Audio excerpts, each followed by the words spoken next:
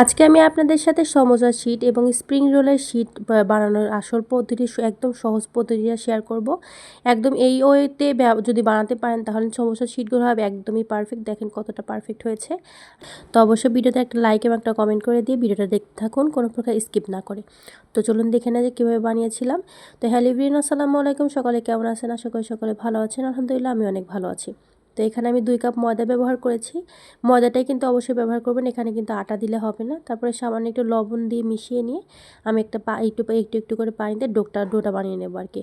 ডোটা মূলত যেমন করে রুটি বানানো হয় সেরকমটাই হবে, এর চেয়ে বেশি কিন্তু হবে না, নরম হবে না বা এর চেয়ে শক্ত কিন্তু করা যাবে না। আর অবশ্যই এখানে কিন্তু ময়দাটা ব্যবহার করবেন। আটা যদি ব্যবহার করেন সেক্ষেত্রে কিন্তু যখন এটা যখন স্প্রিং রোলগুলো যখন বানাবেন তখন কিন্তু ছিঁড়ে যাওয়ার সম্ভাবনা থাকে।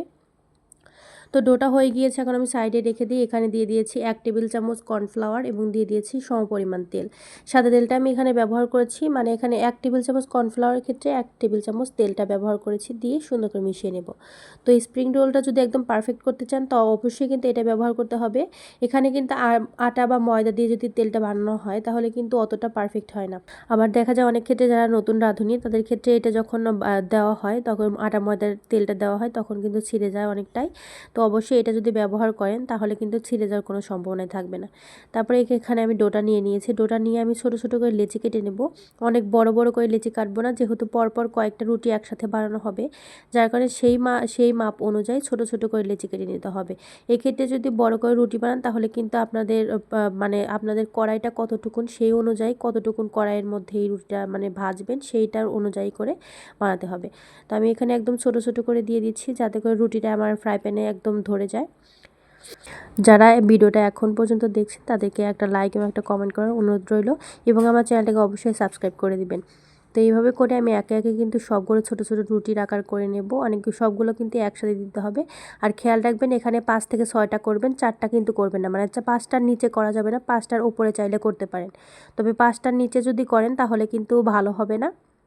তো চেষ্টা করবেন একটু বেশি করার। আবার যদি আরেকটু বেশি করেন সেক্ষেত্রে কিন্তু ময়দাটা কিন্তু ডোটা কিন্তু আরও ছোট ছোট করে নিতে হবে। তো দেখতে পাচ্ছেন আমি একদম ছোট ছোট করে রুটি বানিয়ে নিয়েছি। এই রুটিগুলোকে আমি এখন পরপর করে সবগুলো রুটি একে একে বানিয়ে নিয়েছি দেখেন। এখন আগে থেকে যে মিশ্রণটা বানাইলাম যে কর্নফ্লাওয়ার এবং তেল দিয়ে সেই মিশ্রণটা রুটির ওপর একটা একটা করে দিয়ে নেব। দিয়ে সামান্য একটু করে ময়দা ছিটিয়ে দিয়ে একটা একটা করে সবগুলো রুটি এখানে বসিয়ে নেব। আমি আসলে কয়েকটা ব্যাচে করে নিয়েছি। তো এভাবে করে আমি সবগুলো দেখতে পাচ্ছেন এভাবে দিয়ে দিয়ে দিচ্ছি। এখানে কিন্তু চেষ্টা করবেন যে ময়দাটা একটু বেশি করে দেওয়ার, তাহলে যখন রুটিটা খুলবেন তখন খুলতে অনেক বেশি সুবিধা হবে এবং ছিঁড়ে যাবে না। আর স্প্রিং রোলগুলো হবে একদমই পারফেক্ট। তো আমার হয়ে গিয়েছে।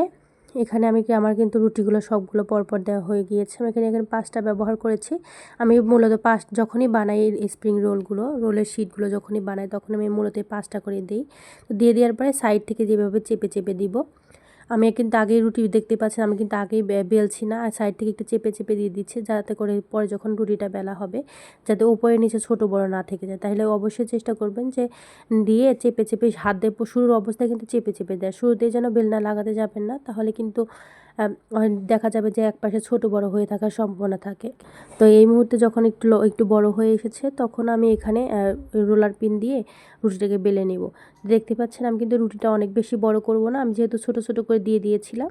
তো আমি একটু একদম পাতলা করে দিয়ে রুটিটাকে বানিয়ে নেব। একদমই পাতলা কিন্তু এটা নর্মাল যে রুটিটা হয়, আমরা নর্মাল রুটি বানাই যেরকম খাওয়ার জন্য সেরকম পাতলা করতে হবে। দেখতে পাচ্ছেন আমি কিন্তু অনেক বেশি পাতলা করিনি। হ্যাঁ, তো এখন এটাকে আমি ফ্রাই প্যানে দিয়ে দেবো। ফ্রাই প্যানে কিন্তু দিয়ে অনেকক্ষণ রাখার কোনো দরকার নাই, যেহেতু এটা একদম ভাজা ভাজা হবে না, একদম কিন্তু হালকা একটু সিদ্ধ সিদ্ধ হয়ে আসলে এটাকে উল্টে পাল্টে দিয়ে রুটিটা বানিয়ে নিতে হবে। তো আপনারা চাইলে একটা একটা করে বানিয়ে একটা একটা করে এই শিটগুলো খুলে নিতে পারেন, তবে আমার কাছে সুবিধার্থে মনে হয় যে আমি একদম পুরোটা করে নিয়ে তারপরে খুলে নিই আর কি, তাহলে দেখা যায় যে হাতেও গরম লাগে না আর খুলতেও অনেক সুবিধা হয়।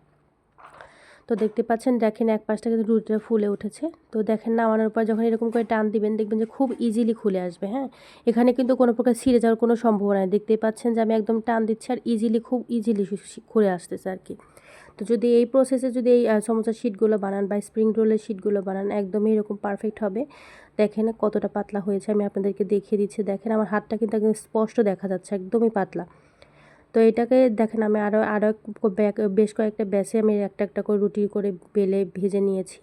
তো এখন আমার রুটিগুলো সবগুলো শিটগুলো ছাড়ানো হয়ে গিয়েছে। এখন আমি পরপর সবগুলো শিট একসাথে রেখে এখন আমি কেটে নেব এগুলো। আর এগুলো কাটার সময় দেখা যায় যে সাইড থেকে যে গোল অংশগুলো আমি সেগুলো আগে প্রথমে কেটে নেব। আর এগুলো কেটে নিয়ে কিন্তু ফেলে দেওয়ার কোনো দরকার নাই। আপনারা চাইলে এগুলোকে ভেজে চিপসের মতো করে সংরক্ষণ করে রাখতে পারেন। আবার চাইলে সেগুলো ভেঙে সমুচা যখন বানাবেন তখন সমুচার যে পুর দিবেন সে পুরের মধ্যে দিয়েও দিতে পারেন। আবার যদি মনে করেন যে এমনি এটা খেয়ে ফেলবেন তাতেও কিন্তু অনেক বেশি মজা হয়, যেহেতু একদম পাতলা, তেলে দেওয়ার সাথে সাথে একদম ক্রিস্পি হয়ে যায় একদম চিপসের মতো। তো এগুলো ফেলে দেওয়ার কোনো দরকার নাই, এরকম করে রেখে দিতে পারেন, স্টোর করেও রেখে দিতে পারেন। তো আমি সমুচাগুলো মূলত সবসময় একদমই সবসময় বানানো হয়ে ওঠে না। আমি যখন বানাই একদম বেশি করে একটু বানিয়ে স্টোর করে রেখে দিই, যাতে করে অন্য সময় বানাতে না হয়। দেখা যায় সারা বছরই কিন্তু টুকটাক স্ন্যাক্স লাগে, সেই ক্ষেত্রে একটু বানিয়ে রাখলে সুবিধা হয় আর কি, সবসময় এত বানানোর চাপ থাকে না। তো দেখতে পাচ্ছেন যে আমি কিন্তু 4-5টা কেটে নিয়ে এক চারকোনা আকৃতি করে নিয়েছি, হ্যাঁ। তো এই দেখেন, এখন এই যে এইটাকে কিন্তু আপনারা স্প্রিং রোল হিসেবে ব্যবহার করতে পারেন, আবার এইটাকে আবার সমোসা শিট হিসেবে ব্যবহার করা যায়। তো আমি মাঝখান থেকে আমি মূলত স্প্রিং রোলটা করব না, আমি মাঝখান থেকে কেটে নিব একদম দেখতে পাচ্ছেন আমি কীভাবে কর্নারটা কীভাবে ভাঁজ দিয়ে নিয়েছিলাম, ওইভাবে সেম ওই মাপটা দিয়ে এখানে আমি সমোসার শিটগুলো কেটে নিয়েছি। দেখেন কতটা সুন্দর হয়েছে। তো বাসায় এরকম করে অবশ্যই একবার ট্রাই করে দেখবেন যে অনেক সহজ হয় সমোসার শিটগুলো বানানো। আর এইভাবে যদি স্প্রিং রোলটা বানাতে চান তাহলে কিন্তু এরকম মাঝখান থেকে না কেটে এমনি রাখতে পারেন। আর এরকম করে দেখা যায় যে এটা আমি স্টোর করে রেখে দিব সবগুলো। আর এটা একদম এয়ারটাইট কন্টেনারেও রেখে দিতে পারেন, আবার জিপলক ব্যাগেও রেখে দিতে পারেন। তো আমি এটা দিয়ে সমোচা বানিয়ে আমি স্টোর করে রেখে দেবো, কিছু সমোচা বানিয়ে স্টোর করে রেখে দেবো, কিছু এমনি রেখে দেবো, যাতে করে যখন মন চায় আমি চিকেন দিয়েও বানিয়ে নিতে পারি, আবার সবজি দিয়েও বানিয়ে নিতে পারি। তো আমার ভিডিওটা যারা দেখলেন তারা অবশ্যই একটা লাইক এবং একটা কমেন্ট করে দিবেন, আর আমার চ্যানেলটাকে অবশ্যই সাবস্ক্রাইব করে দিবেন। আর বাসায় কে কে এটা ট্রাই করবেন সেটাও কমেন্ট করে জানাবেন। আজকের মতো ভিডিও আর বেশি বড় করব না। সকলে ভালো থাকবেন, সুস্থ থাকবেন। দেখা হবে রান্নার আরও একটি ভিডিও নিয়ে। আসসালামু আলাইকুম।